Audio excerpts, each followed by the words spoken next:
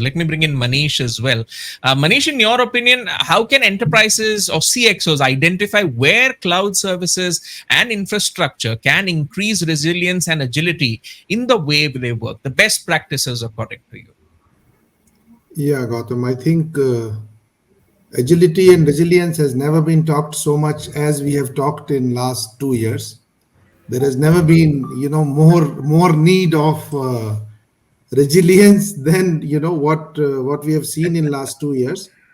And I really go by the two speakers that we have seen a complete transformation of how we operated before pandemic and how we are operating during pandemic and how we will operate after pandemic.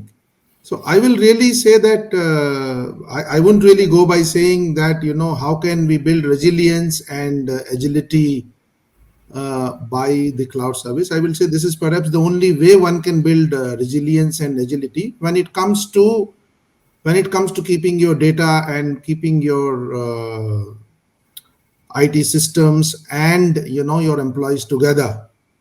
I really don't see any other way but technology playing a very very big role in keeping the organization resilient during these times. Secondly, I think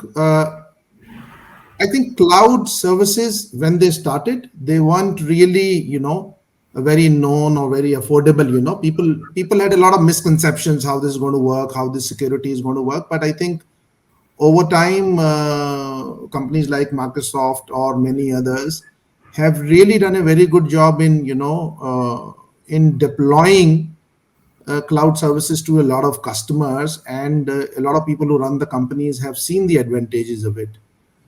So really, if a chief executive, really look for 1 hour of the downtime, what it really costs to his company, I think that's enormous. And once you are able to quantify that, you will be able to, judge as to if you were to use cloud for keeping your data and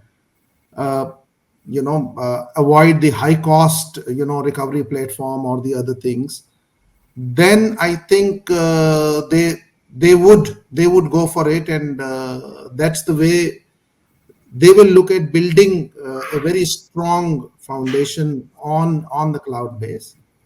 Secondly, we also have been a company that always believed that we should do everything ourselves. We know it all. But then why would you want to do? We are a building systems company, and by the way, the kind of input we have seen or inflow we have seen of the data centers. By the way, we make data centers for a lot of companies which maintain data. We are actually a building company. So what I was saying is that we always believed we know it all, and but then we said, okay, we are not an IT company. Why should we really do an IT company job and keep everything on-prem? We are not really experts. And why do you have to do that?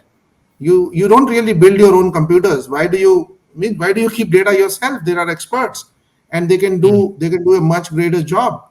And you concentrate on what you are good at, or what your really core job is. So I will really say that it is for organizations to realize, and I think they have realized it, that let the experts do their job. It gives them a lot of flexibility, pay per use, various models, a lot of other things, and the safety. You can't build data centers on-prem for the likes of what an expert has, the cloud services people have. Tomorrow, I don't think any company, I really can't think of a company today in any space which can work without data.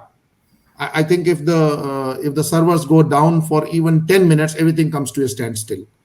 And there are no better people, right now than cloud services to give you uninterrupted service. And when you need uninterrupted service for your data, for your employees to talk to each other, and keep your data, even for your customers to access, this is perhaps the only way. And this does build a lot of resilience into your own ecosystem.